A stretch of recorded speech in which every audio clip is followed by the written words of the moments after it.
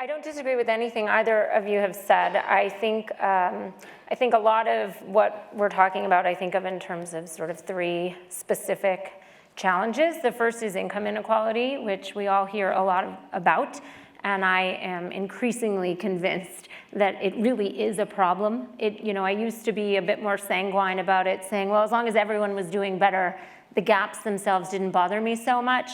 But that's not the way our economy has worked for the past 40 years. Very different from the way it worked from the 40s to the 70s, when growth really then meant that everyone did a bit better. Now what we've seen since the 1980s is the growth, the prosperity that the nation has enjoyed has gone disproportionately to the top and increasingly to the very, very, very top, right? So we're talking about the top 1%, the top 0.1%, and too many people are being left behind. It's undermining our functioning as an economy because it is undermining a belief and the reality of what we all thought used to be the case in the US was that there was something approaching equal opportunity, something approaching a meritocracy, something approaching upward mobility and real prospects of upward mobility. But the gaps now are so tremendous that they're being passed on to future generations, right? The kids who are being born in the bottom half, their childhood experiences look nothing like what the kids from the top of the income distribution look like, in a way that they just can't compete. And we're moving to a system where we're gonna have really entrenched classes in this country. So that's why I find income inequality at the top of the list of problems.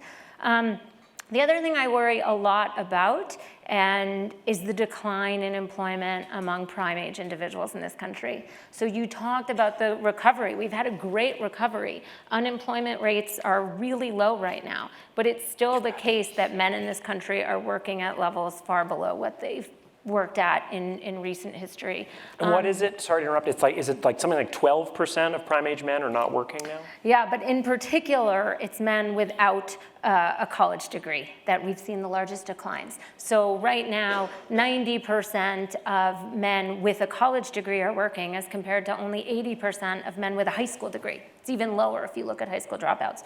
For women, that difference is 83% of women with a college education versus 61% of women with a high school degree. 40 years ago, there was no difference. Men of all education levels worked at about 95%. So we're really seeing everyone but the highest educated Americans, their employment is down. And this is bad at an individual level. It means lower levels of economic security for these people, but it's also bad for our prospects of growth, right? We need more skilled workers. And quickly, the third thing that is interrelated, and you talked about mortality rates.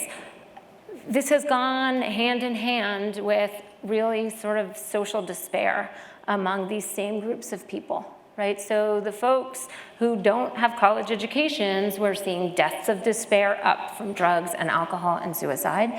And something that most economists don't want to talk about, but I'll throw it out there because I don't think we could avoid it, is the retreat from two-parent families among essentially everyone but those with college educations in this country.